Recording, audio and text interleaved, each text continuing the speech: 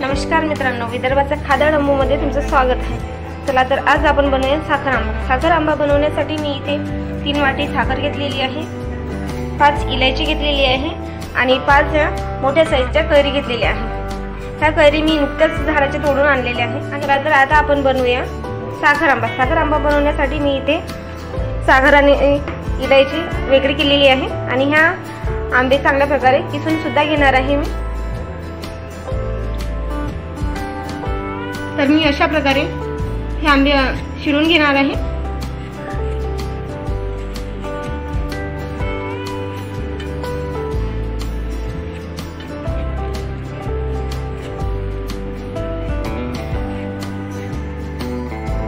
तर तुम्ही बघू शकता इथे आपले सर्व आंबे शिरून झालेले आहे आणि मी हे आंबे आता किसून घेणार आहे।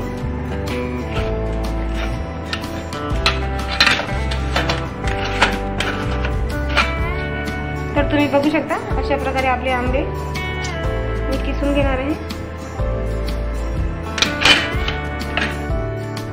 तर इथे माझे पूर्ण आंबे किसून झालेले आहे, तुम्ही बघू शकता छानपैकी मी किसून घेतलेले आहे।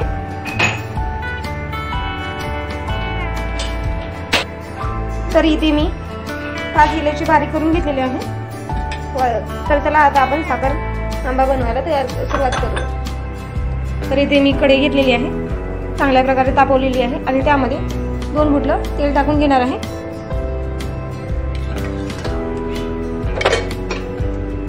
तर इथे मी किसलेला आंबा यामध्ये टाकून घेणार आहे। तुम्ही बघू शकता इथे आपलं तेल चांगल्या प्रकारे गरम झालेलं आहे।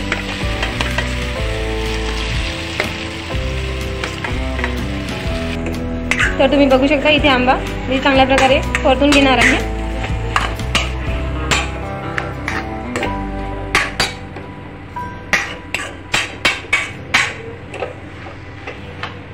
ही रेसिपी एकदम सोपी आणि सरळ आहे। तर इथे मी 5 मिनिट सतत फिरवून घेणार आहे।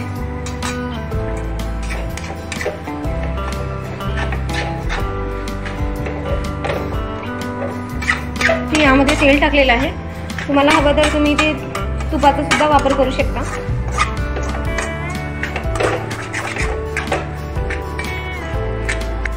तर इथे 5 मिनिट झालेले आहे, तो आता मी यामध्ये 3 वाटी साखर टाकून घेणार आहे। तुमच्या इच्छेप्रमाणे तुम्ही साखरेचं प्रमाण ठरवू शकता। इथे आंबा गोड असल्यामुळे इथे साखर कमी प्रमाणात घेतलेली आहे।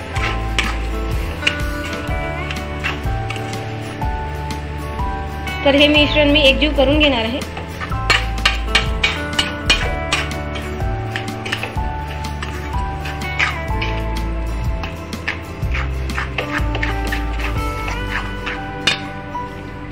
तर तुम्ही बघू शकता इथे आपली साखर विरघळत चाललेली आहे। जशी साखर विरघळत चाललेली आहे तशी आंब्याला पाणी सुद्धा सुटत चाललेलं आहे। तर मी हे सतत मिश्रण फिरवणार आहे।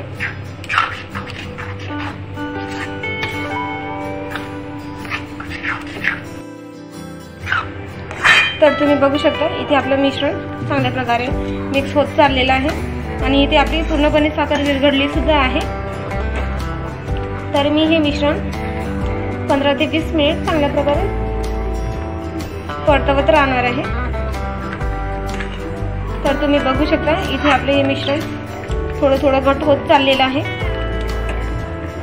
आणि मी हे साखरेचं पाणी जोपर्यंत घट्ट येईल तोपर्यंत सतत फिरवत राहणार आहे आणि नंतर इलायची पूड टाकून घेणार आहे। तर तुम्ही बघू शकता इथे आपले 20 मिनिट झालेले आहे आणि हे चांगल्या प्रकारे घट्ट सुद्धा झालेलं आहे। तर आता मी यामध्ये इलायची पूड टाकून घेणार आहे।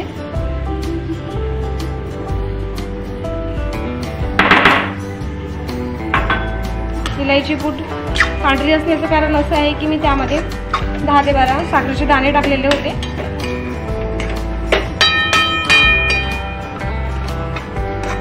आणि हे चांगल्या प्रकारे मी मिश्रण एकजीव करून घेणार आहे।